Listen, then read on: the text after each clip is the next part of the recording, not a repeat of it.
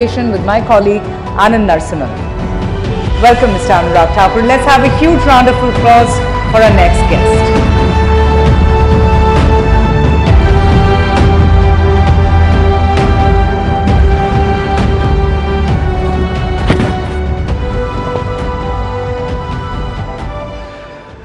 नमस्ते, जय हिंद।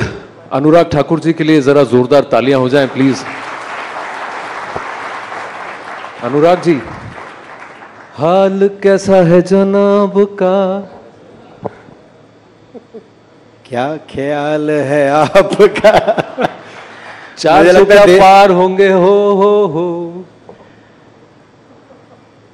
देश ने मन बना लिया 400 पार होकर ही रहेगा, और इसके लिए ख्याल भी अच्छे ही हैं। और समय का इंतजार है, बस वोटिंग शुरू हो जाए, चुनाव कैंपेन शुरू हो जाए। कुछ लोग सर इसे कॉन्फिडेंस नहीं, ओवर कॉन्फिडेंस कह रहे हैं। मुझे लगता है जब आपने काम अच्छा किया हो तो आपका कॉन्फिडेंस लेवल ज़्यादा ही होता है। अगर आपने पहले प्रैक्टिस ना की हो, काम ना किया हो, तो आपका संभव ही नहीं होता। और मुझे लगता है जिसके पास मोदी जी जैसे लोकप्रिय नेता हों, 10 वर्षों की उपलब्धियां हों और 2047 तक का विजन देश के सामने रख के विकसित भारत बनाने का संकल्प हो, जो चुनाव से पहले भी पूरा दिन अपने मंत्रिमंडल के साथ बैठकर अगले 25 वर्षों में भारत को कहां पहुंचाना है, संकल्प से सिद्धि तक कैसे लेके जाना है, इस सोच को रखता हो तो 400 पार होना जरूरी है। पर एक बात बताइए, इस 400 पार में आरोप यह है कि पहले वॉशिंग मशीन था, अब धोबी घाट हो गया है। बीजेपी और जिस तरीके से जो स्ट्रैटेजी है कि जो भी आए उसको संभालो, अपने साथ करा लो, कल वो करप्ट था, आज नहीं है। देखिए, कुछ ऐसे लोग हैं जो ईवीएम पर प्रश्न खड़ा करते हैं, जो संवैधानिक संस्थाओं पर प्रश्न खड़ा करते हैं, जो न्यायिक व्यवस्था पर प्रश्न खड़ा करते हैं। उनको जो सूट करता है वो वही बोलते हैं। मैं तो यही कहूँगा, अगर किसी के खिलाफ आरोप सिद्ध होते हैं, किसी को कानून सजा देता है, तो उसके खिलाफ जो दंड बनता है उसको देना चाहिए। लेकिन जब तक कुछ नहीं होता तब तक जान चल रही है।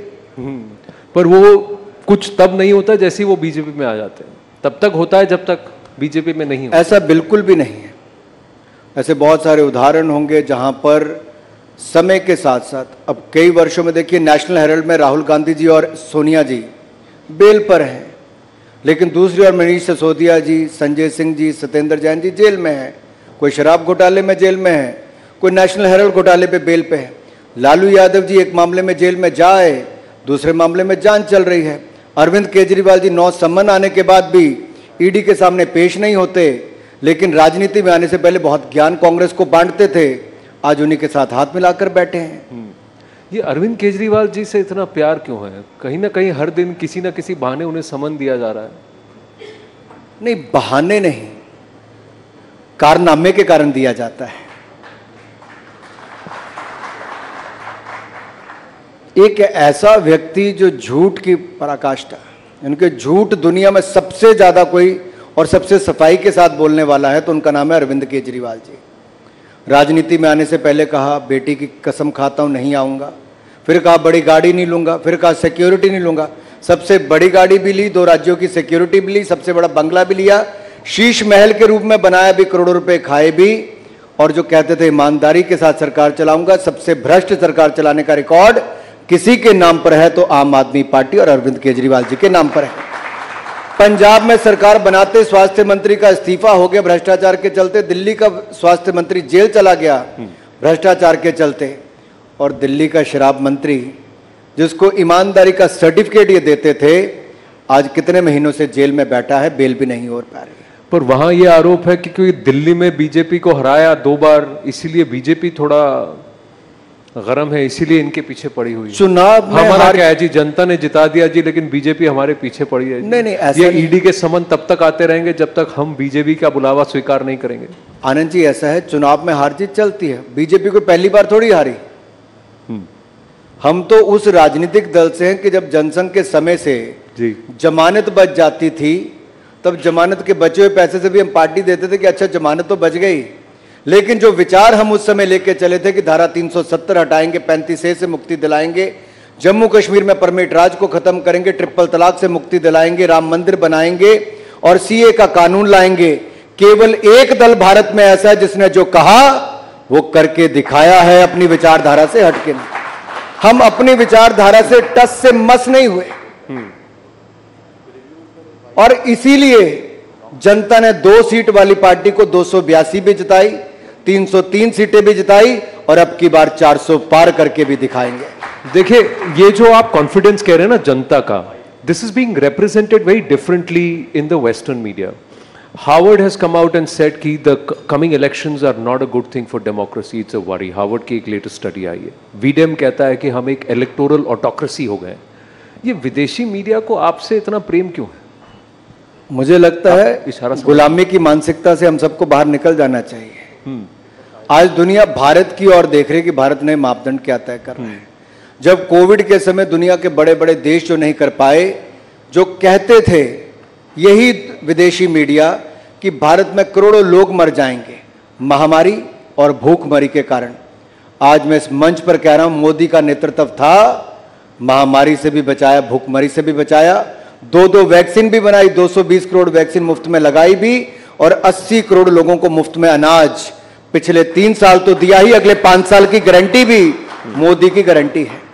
उस समय जब दुनिया कहती थी कि यूक्रेन रशिया के युद्ध में भारत को ये नहीं करना चाहिए, वो नहीं करना चाहिए, हमने गैस भी खरीदा, तेल भी खरीदा। जब दुनिया ने दबाव बनाया तब कहा हमें भारत की जरूरत को पहले देखना है, हमें अपनी एनर्जी सिक्योरिटी 140 करोड़ लोगों के लिए पहले देखनी है। और भारत ने जो निर्णय लिया हम उस पर खड़े रहे। ये पुराना भारत नहीं, ये नया भारत है और नए भारत की बुलंद तस्वीर इससे नजर आती है जब 10वें नंबर की अर्थव्यवस्था लड़खड़ाती चरमराती अर्थव्यवस्था से आज दुनिया की 5वीं सबसे बड़ी अर्थव्यवस्था भारत बनकर खड़ा हुआ। लेकिन जब यही इंटरनेशनल मीडिया फ्रंट पेज पे प्रधानमंत्री के चेहरे के इंटरव्यू को लिखती है या छापती है या कुछ भारत के बारे में अच्छा कहती है, तो फिर आप ही सबसे ज्यादा कहते हैं कि देखिए इसको दिखाइए इंटरनेशनल मीडिया हमारे बारे में क्या कह रही है। अब आप कह रहे हैं कि इंटरनेशनल मीडिया को मत गिनिए जब वो आपको क्रिटिसाइज करती है। मैं आपको एक छोटा सा उदाहरण देता हूं। सन 2001 में नरेंद्र मोदी जी गुजरात के मुख्यमंत्री बने। बहुत बड़ी चुनौती थी, उससे पहले भूकंप आया था, आपदा आई थी, गुजरात को वापस खड़ा करने का उन्होंने बहुत बड़ा काम किया। देश के मीडिया ने न जाने क्या क्या उनके बारे में वर्षों तक लिखा होगा और देश के विपक्ष ने तो यहां तक कि फर्जी मुकदमों से लेके ऐसे ऐसे बयान मोदी जी के बारे में दिए जो hitting below the belt, right, कोई कसर नहीं छोड़ी थी। बिल्कुल।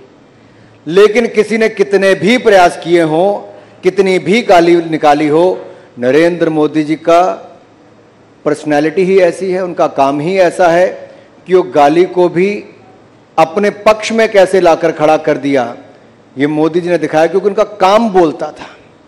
किसी ने कहा मौत का सौदागर, किसी ने कहा नीच, किसी ने कहा गंदी नाली का कीड़ा, किसी ने कहा चाय बेचने वाला है। लेकिन देश की जनता समझदार थी जिन्होंने देश बेचने वाली कांग्रेस को नकार दिया, ईमानदार चाय बेचने वाले को देश का प्रधानमंत्री। हमने ईमानदारी के साथ आनंद जी 10 साल सरकार चलाई। 1 रुपए का भ्रष्टाचार का आरोप नरेंद्र मोदी की सरकार पर नहीं है, ना मोदी जी पर है, न उनके किसी मंत्री के ऊपर है।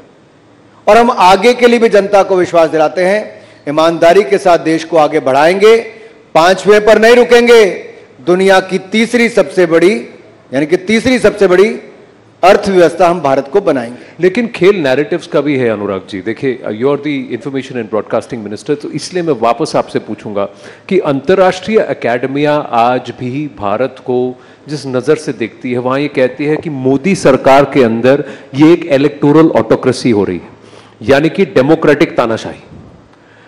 इस लेवल तक कहा जाता है कि जनता वोट जो भी दे रही है ये डेमोक्रेटिक प्रोसेस नहीं है, क्योंकि सारे इंस्टीट्यूशंस आपने कंट्रोल कर लिए हैं। ईडी आपके इशारे पर समन भेजता है, सीबीआई आपके इशारे पर अरेस्ट करती है, मीडिया तक को गोदी ही कह दिया जाता है। चलो मैं आपसे इसका उत्तर देता हूं।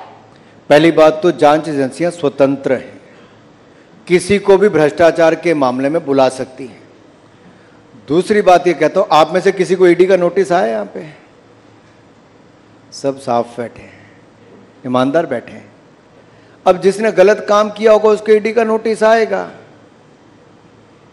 अब हमने वायदा क्या किया था 10 साल पहले, भ्रष्टाचार मुक्त शासन देंगे। हमने अपनी ओर से भ्रष्टाचार मुक्त शासन दिया।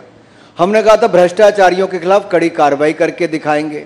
अब आप तय कर लो कि भ्रष्टाचार के खिलाफ कार्रवाई करनी चाहिए नहीं करनी चाहिए। पर कार्रवाई तो तभी करनी चाहिए अगर वो पाला छोड़ के बीजेपी में आ जाए ना। आनंद जी, अगर ईडी ने कार्रवाई की, सीबीआई ने कार्रवाई की, कोर्ट है कि नहीं है? हाँ। न्यायालय में जब वो जाते हैं क्या उनको बेल मिल गई? अगर राहुल गांधी जी, सोनिया गांधी जी को बेल मिल जाती तो वो ठीक है। अगर मनीष सिसोदिया, संजय सिंह या सत्येंद्र जैन को बेल नहीं मिलती तो गलत है। चित भी मेरी पट भी मेरी, ऐसा कैसे चलेगा? नहीं, उनको बेल मिल रही है, यहाँ आपको बेल नहीं मिल रही, तो पूछ रहे हैं कि भाई वहां मिल रही है, यहाँ क्यों नहीं मिल रही? इतनी किसको नहीं मिल रही? आम आदमी पार्टी को, उनके नेताओं को। भाई भ्रष्टाचार किया, सबूत है, वहां पे सारे आरोप हैं।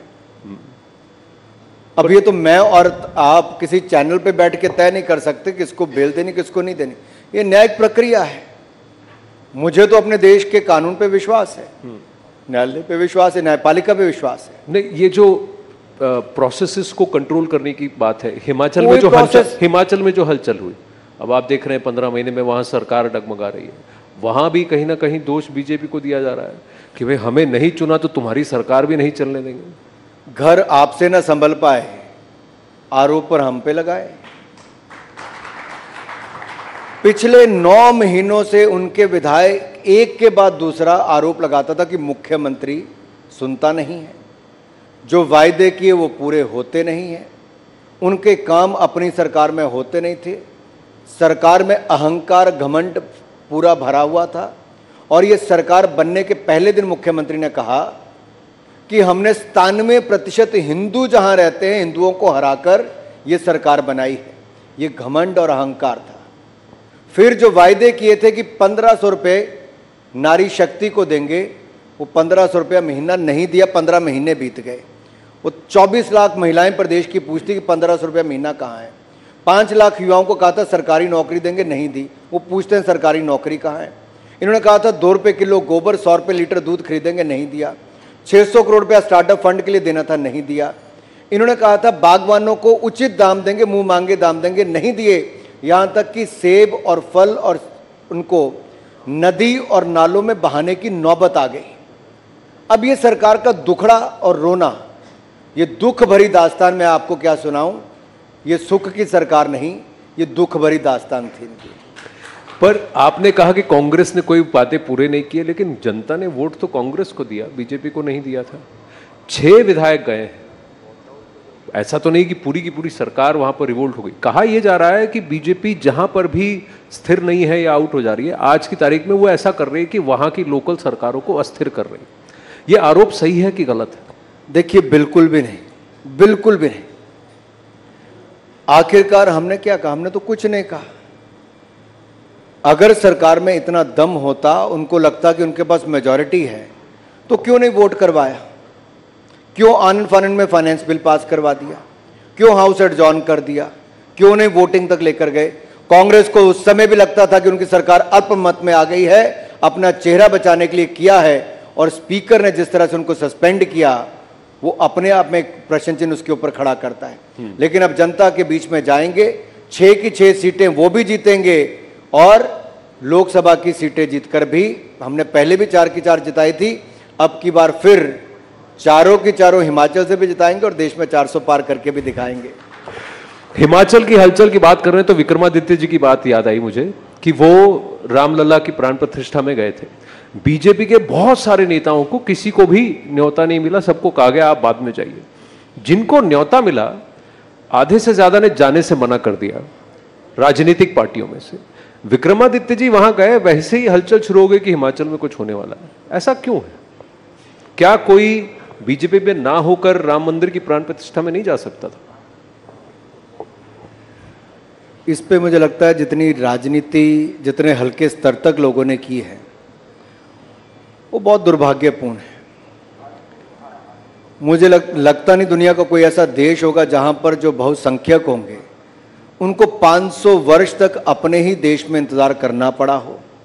रामलला की जन्मभूमि पे भव्य राम मंदिर के निर्माण के लिए 150 साल तक मुकदमा लड़ना पड़ा हो।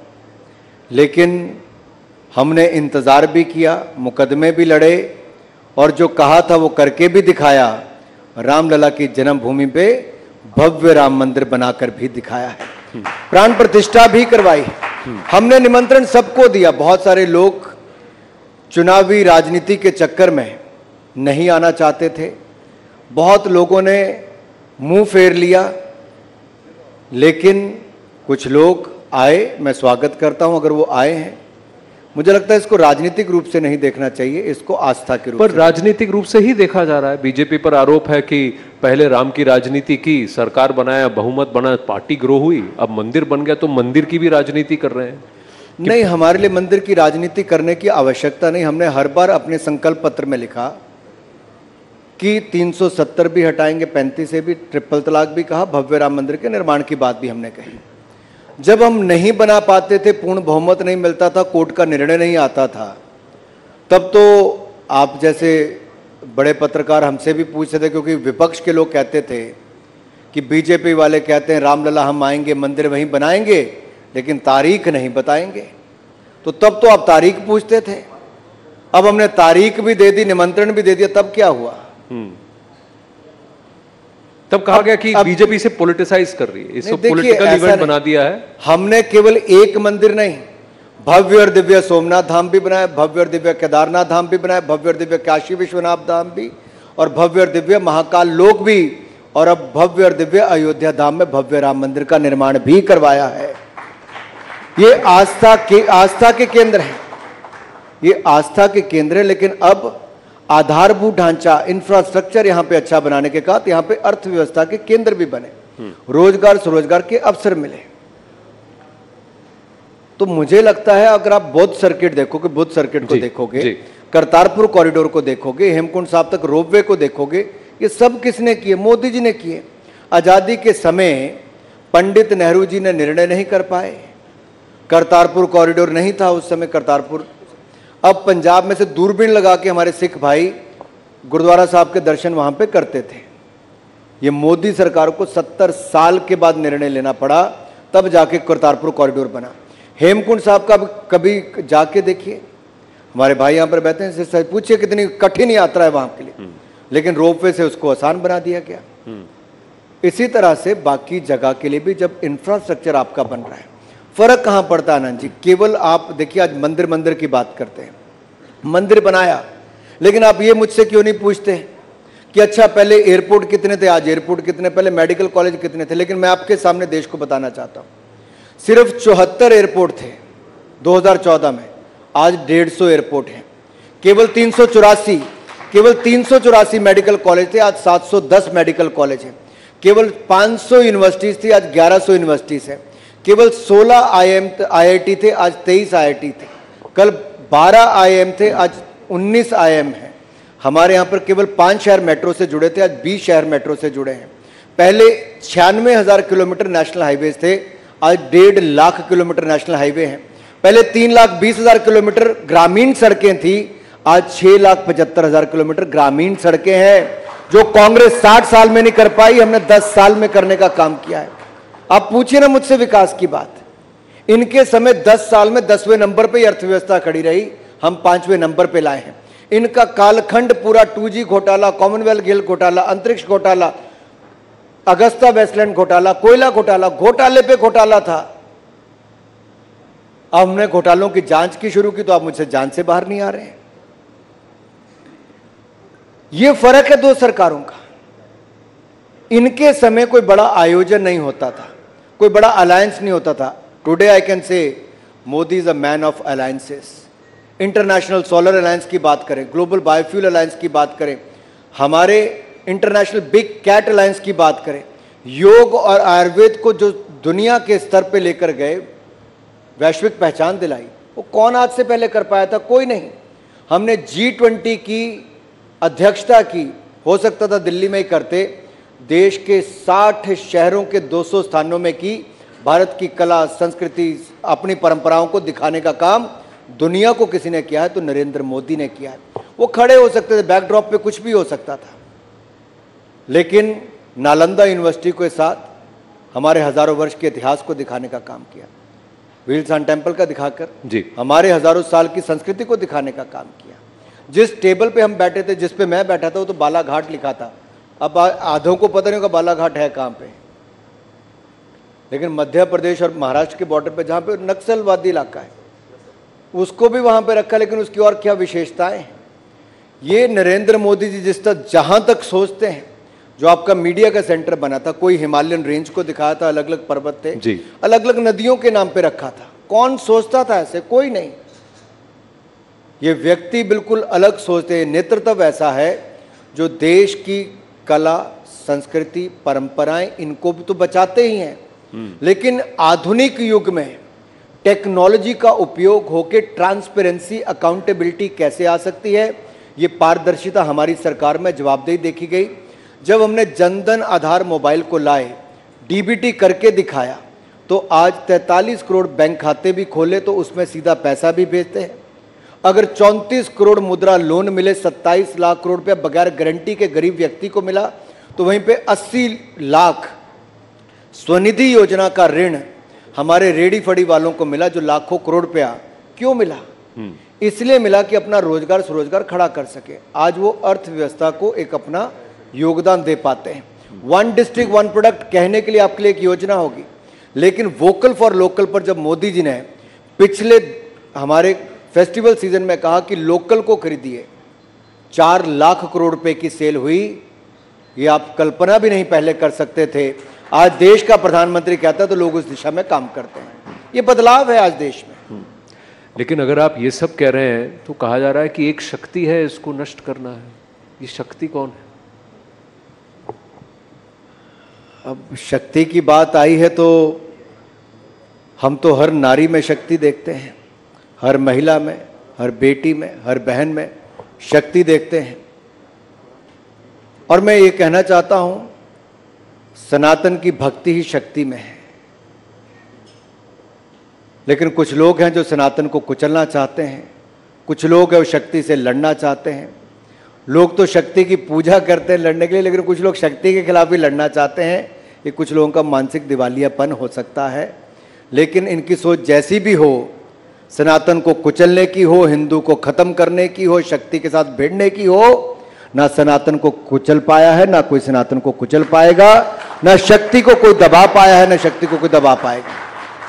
पर अगर इसे ऐसा देखा जाए कि एक शक्ति है जो सनातन का प्रयोग कर कर और ज्यादा ताकतवर बनने की कोशिश कर रही है, शक्तिमान होने की कोशिश कर रही है, ये वो शक्ति है जो मनुवाद की प्रचारक है। ये वो शक्ति है जो इस देश के अंदर एक ऐसा माहौल बनाना चाहती है कि मेरी ही चलेगी और किसी की नहीं चलेगी। ये आरोप है। या देवी सर्वभूतेषु शक्ति रूपेण संस्थिता नमस्तस्ये नमस्तस्ये नमस्तस्ये नमो नमः। अब इसमें तो शक्ति के रूप में मैंने पहले भी कहा, सनातनी के लिए तो शक्ति में ही भक्ति हमारी जो है वो शक्ति के रूप में ही करते। अब कुछ लोग हैं जो इस सोच के साथ चले, अब उनके बारे में मैं कितनी टिप्पणी करूंगा। पहले उनके कुछ गुर्गे थे जी। गुर्गे मैं इसलिए कहता हूं क्योंकि पहले अलायंस पार्टनर्स के थ्रू एक राज्य से शुरू हुआ जी। वो कहते थे हम सनातन को कुचल देंगे। हाँ। कोई कहते थे राम मंदिर के, हाँ, राम मंदिर के पूरे भव्य निर्माण के बाद जब नरेंद्र मोदी जी अयोध्या धाम गए तो एक राज्य ऐसा भी है जिसने दक्षिण भारत के मंदिरों में उसके लाइव प्रसारण को बंद कर दिया। सुप्रीम कोर्ट को निर्णय देना पड़ा।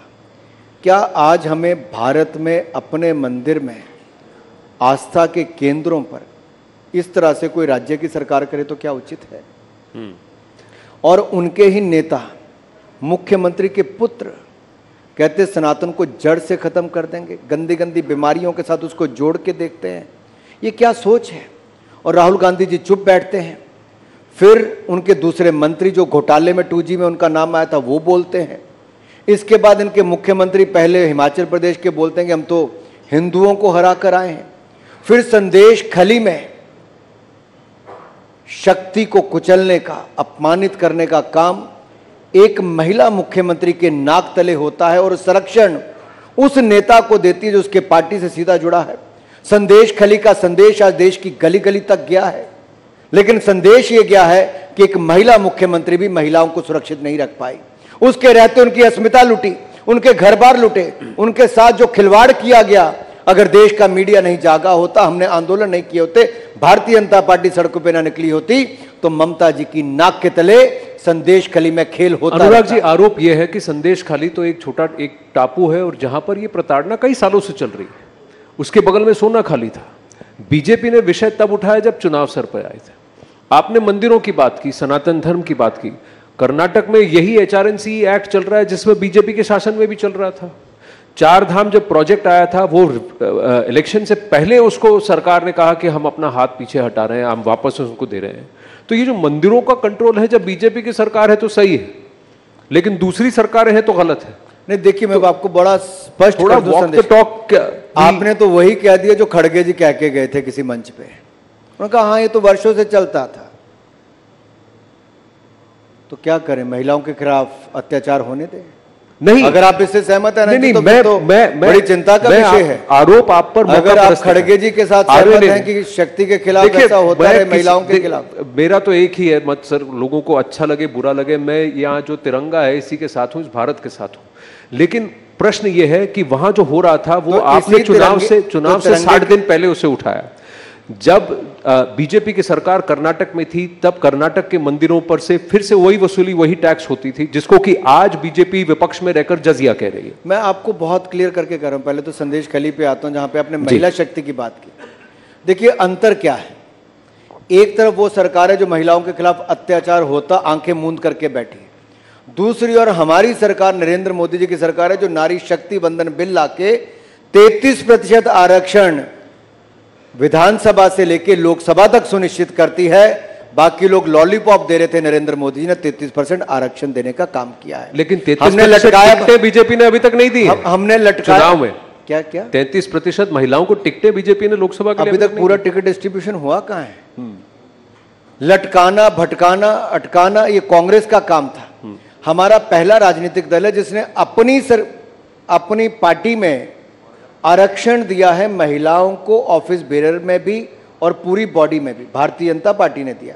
हमारे पार्लियामेंट्री बोर्ड में भी महिला मोर्चा की अध्यक्ष उसका सदस्य रहती है, सेंट्रल इलेक्शन कमेटी में भी उसका सदस्य रहती है। इसके साथ साथ अगर मोदी सरकार में, अगर आप मंत्रिमंडल में देखेंगे, जहां ओबीसी की रिकॉर्ड रिप्रेजेंटेशन है, वहीं महिलाओं की भी रिकॉर्ड रिप्रेजेंटेशन है।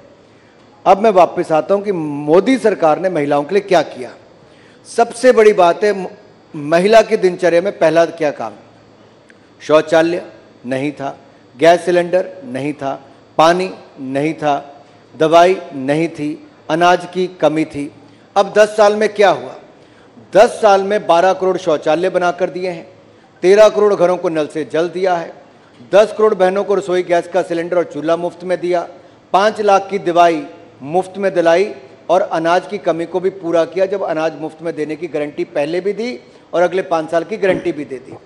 अब उस महिला के जीवन में शौचालय जाने से लेके पानी भरने को भी छोड़ के, अब अपने घर पे पानी आता है, गैस सिलेंडर वहीं पे ही है, पक्का मकान भी वहां पे दे दिया है।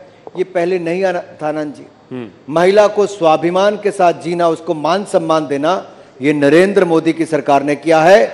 आम महिला को, करोड़ों महिलाओं को, तो वहीं पर उनको राजनीति में भी देना आरक्षण, वो भी किया। रिपब्लिक डे परेड को आप में से कितने लोगों ने पिछली बार देखा होगा? आप लास्ट 2 रिपब्लिक डे परेड देखिए। पिछले साल की जब थी, तब इजिप्ट के राष्ट्रपति आए तो उन्होंने, प्रेसिडेंट सीसी ने कहा प्रधानमंत्री को कि आपके कर्तव्य पथ को देख के मुझे ऐसा लगता है कि दुनिया तो वुमेन डेवलपमेंट की बात करती है, यहां वुमेन लेड डेवलपमेंट है, महिला नेतृत्व विकास है। और इस बार तो पूरे कर्तव्य पथ पे अगर किसी ने लीड किया है और समर्पित किसी को रिपब्लिक डे परेड थी तो नारी शक्ति को थी। ये मोदी सरकार में ही संभव हो सकता है। अनुराग जी, आज दुनिया में अगर 1000 एयरक्राफ्ट का हमने ऑर्डर दिया है तो केवल एयरक्राफ्ट के ऑर्डर को मत देखिए, दुनिया में सबसे ज्यादा वुमेन पायलट्स किसी देश में तो भारत में है। ये भारत में ही संभव है। मैं ये भी कह रहा हूं कि रिपब्लिक डे पर जो किया गया सराहनीय है, लेकिन इसे ऑप्टिक्स कहा जा रहा है। कहा यह जा रहा है कि आप ऑपरचून मोमेंट पे इसको करके इसको पैकेजिंग फैंटास्टिक कर रहे हैं, ग्राउंड पर रियलिटी कुछ और है। यही आरोप है। आरोप ये है कि इंफॉर्मेशन बहुत कुछ है बट कई सारा जो है ड्रेस्ड अप है मिस इन्फॉर्मेशन। देखिए, आंकड़ों को ना आप झुठला सकते ना मैं। अब कांग्रेस वो है जो 60 साल तक कहते रही गरीबी हटाओ, गरीबी हटाओ, गरीबी हटाओ। गरीब मिट गया लेकिन गरीबी नहीं हटी थी। लेकिन मोदी सरकार के 10 साल में मल्टी डायमेंशनल प्रॉपर्टी में, यानी कि अति गरीबी रेखा वालों में से 25 करोड़ गरीबों को गरीबी रेखा से बाहर निकालने का अभूतपूर्व कार्य किसी ने किया तो नरेंद्र मोदी की सरकार ने किया। अगर आप उसको भी झुटलाएंगे, अब ये ऑक्सफोर्ड यूनिवर्सिटी भी कहती है, नीति आयोग भी कहता है, बाकी एजेंसीज भी कहती है, तो मैं आपको और कैसे विश्वास दिलाऊं? नहीं, पर अगर 4 करोड़ पक्के मकान हम बनाकर देते हैं जी तो ये तो कोई झूठ नहीं है। 3 करोड़ बहनों के नाम पर रजिस्ट्री हुई, ये शौचालय आपके साथ बने, डीबीटी करके 31,000 करोड़ रुपया बहनों के खाते में, 20 करोड़ महिलाओं के खाते में मदद के रूप में डाला गया, कोविड के समय डाला गया।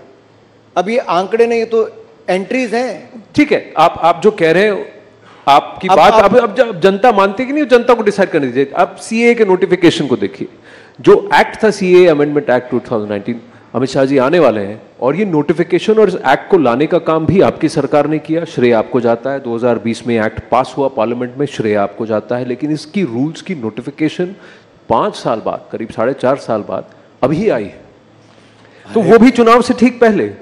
तो फिर ये प्रश्न तो पूछा ही जाएगा कि भाई आप सब कुछ चुनाव के आसपास ही टाइम कर रहे हैं इसको। आनंद जी, 2019 के चुनाव जीतने के बाद पहला पार्लियामेंट का सेशन आया जुलाई अगस्त का, हमने अनुच्छेद 370-35 से आर्टिकल 370-35A इसको हटा दिया, ट्रिपल तलाक पे कानून ले आए, सीए पे ले आए। तो आप लोग तब सवाल पूछते थे मोदी सरकार को जल्दी क्या है, 5 साल पड़े हैं, 6 महीने में क्यों पूरा कर रहे हो? तब आपका ये सवाल था। फिर आप पिछले 5 साल पूछते थे सीए लाए क्यों नहीं, अब ले आए और नियम भी ले आए, तो अब आप पूछते हो नियम क्यों ले आए? भाई, जो लोग 50-50 साल से अपनी नागरिकता का इंतजार कर रहे हैं, जिनकी बहन बेटियों की इज्जत लूटने का काम किया गया होगा, जिनको धर्म बदलने पर मजबूर किया गया होगा, जिनकी 14 साल की बेटी को उठा के निकाह पढ़ने के लिए मजबूर किया होगा, उसको जब न्याय कोई नहीं दिला पाया तो नरेंद्र मोदी ने यहां पर न्याय दिलाने का काम किया है। अरे हमने तो अपने 5 साल में किया है। कांग्रेस ने जो 50 साल पहले सिंचाई योजना शुरू की थी, पुल बनाना शुरू किया था, वो भी पूरा नहीं किया, वो भी मोदी सरकार ने पूरा किया है। पुल से लेके, सड़कों से लेके बाकी काम हमने पूरे किए। ये तो कानून के नियम थे, अब लागू भी हम ही कर रहे हैं। नागरिकता उनको मिल रही है जिनको अपना देश छोड़ के, गारंटी किसने दी थी? नेहरू जी ने, कि उनको उसी देश में रह के संरक्षण मिलेगा। अल्पसंख्यक हैं, 23% हिंदू थे, आज 2% रह गए हैं पाकिस्तान में, बांग्लादेश में। क्यों? अफगानिस्तान में तालिबान आया, पूछिए क्या हुआ? गुरुद्वारा साहब पर, गुरु ग्रंथ साहब पर क्या क्या नहीं। मोदी सरकार ने 3 बार प्राइवेट चार्टर जहाजों को भेज के, प्राइवेट जहाज भेज के, प्राइवेट मींस की सरकारी जहाज भेज के 3 बार गुरु ग्रंथ साहब को भी लाए, सैकड़ों सिख परिवारों को भी लाए, एक की भी जान नहीं जाने दी। ये जो आप तिरंगा दिल पर यहां पे लगा के बैठे ना साहब, हम सबके दिलो दिमाग पे तिरंगा है। लेकिन कांग्रेस की सरकार के समय जब मैं तिरंगा यात्रा कलकत्ता से कश्मीर तक लेकर गया, इसी आर्टिकल 370-35A के खिलाफ, मुझे लाल चौक पर तिरंगा झंडा नहीं फहराने दिया, जेल में डाल दिया गया। आज मेरे से ज्यादा खुश नसीब कौन होगा जब लाल चौक पर 24 घंटे तिरंगा झंडा लहराता है, तिरंगे की रोशनी में लहराता है। हमारी पार्टी की 3 पीढ़ियों ने, डॉक्टर श्यामा प्रसाद मुखर्जी ने अपना बलिदान दिया, फिर मुरली मनोहर जोशी जी और मोदी जी 1992 में गए, 2011 में मैं गया। 3 पीढ़ियां किसकी पार्टी ने किया होगा? ये केवल हमारी पार्टी है जो उस मुद्दे को लेकर तब तक चली जब तक 370 धारा को खत्म नहीं कर दिया गया।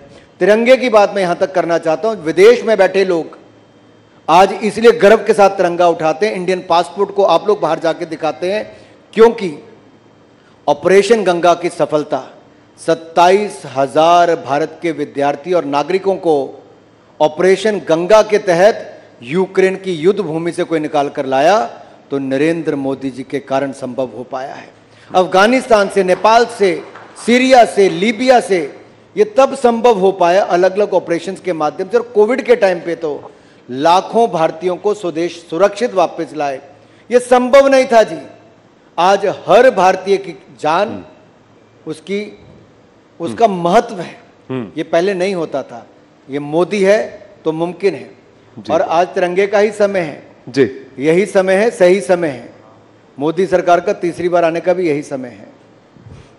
यही समय है, सही समय, मोदी सरकार का यही समय है, आप कह रहे हैं। चलिए जल्दी से कुछ मैं स्पोर्ट्स पे भी आपसे पूछना चाहता था। भारत ओलंपिक्स होस्ट कर रहा है? देखिए, पहला तो मेरा गिला आपसे है कि स्पोर्ट्स को जो प्राथमिकता समाज ने अब पहले से ज़्यादा दी, लेकिन आपके सेशन में सबसे एंड में फिर लाए। हम सबको स्पोर्ट्स को सबसे आगे रख के चलना है। इट्स अ सॉफ्ट पावर जी। और देखिए, हमने टोक्यो ओलंपिक्स में, पैरालंपिक्स में, डेफ ओलंपिक्स में आज तक के सबसे ज्यादा मेडल जीते। वर्ल्ड यूनिवर्सिटी गेम्स में हमने सबसे ज्यादा मेडल आज तक के जीते। और जब हम एशियन गेम्स में गए तो पिछली बार 64 मेडल थे, लेकिन इस बार क्रिकेट में तो सेंचुरी हम लगाते ही हैं। एशियन गेम्स में 107 मेडल जीतने का काम भारत ने किया, जो आज तक के सबसे ज्यादा है। लेकिन आपका सवाल मुझे पता है किस दिशा की ओर है। जी हाँ, मोदी जी ने बहुत क्लियर कर दिया है। और जब आईओसी का सेशन था तब नरेंद्र मोदी जी ने कहा भारत ओलंपिक्स के आयोजन के लिए तैयार है। 2030 में यूथ ओलंपिक्स, 2036 में समर ओलंपिक्स, जैसे ही बिड शुरू होगी भारत होस्ट करने के लिए तैयार है। अगर हम दुनिया की तीसरी सबसे बड़ी अर्थव्यवस्था होंगे तो हमारे में दुनिया की सबसे बड़ी युवा शक्ति भी यहां पर है। हमसे बड़ी मार्केट जी आने वाले समय में कोई नहीं होगी खेलों के विस्तार के लिए। तो जी हां, 2030 का यूथ ओलंपिक्स, 2036 का समर ओलंपिक्स भारत आयोजन करने के लिए तैयार है। चलिए लास्ट के 1.25 मिनट बचे हैं, तो जल्दी से मैं कुछ प्रश्न आपसे पूछना चाहता हूं। ये रैपिड फायर की तरह आप इससे ले लीजिए। अगर आप नेता नहीं होते तो क्या होते? क्रिकेटर। टेरिटोरियल आर्मी आपने छोड़ दिया, पर क्रिकेटर होते। ठीक है। घर में टेरिटोरियल आर्मी में तो अभी भी हूं। अभी भी I am a serving captain in the territorial army. Correct. तो फौजी भी है, नेता भी है, कॉम्बिनेशन, और क्रिकेटर भी है। धर्मशाला में मीडिया का मैच कब कराना है सर? वादा कर रहे हैं, कराया नहीं, मुझसे कहा, पूछिए। मेरा बस चले तो मैं तो चुनाव प्रचार के दौरान ही करवा दूं, क्योंकि जब इंग्लैंड की टीम भी आई तो उन्होंने कहा कि दुनिया का सबसे खूबसूरत मैदान कहीं पर है तो धर्मशाला में। आनंद जी, इसको मैं 1 मिनट और लेके, इसलिए आधा मिनट में बोल देता हूं। पहली बार हुआ होगा कि यूके से लगभग 4000 लोग फ्लाई करके केवल धर्मशाला का मैच देखने आए। ये अपने आप में लोकल इकोनॉमी और खेल के लिए बहुत बड़ी बात। एक भूल जो आप सुधारना चाहेंगे? पहले भूल करना ही नहीं चाहूंगा तो सुधारने की तो दूर की बात। हिमाचल प्रदेश या हिंदुस्तान? हिमाचल प्रदेश या हिंदुस्तान, यानी कि स्टेट लेवल पॉलिटिक्स या नेशनल लेवल पॉलिटिक्स? दिल में है हिंदुस्तान, लेकिन जमीन है हिमाचल में, तो जमीन बचा के रखनी और देश के लिए काम करना हिंदुस्तान के। Ladies and gentleman, Anurag Thakur, big round of applause for him please. Thank you.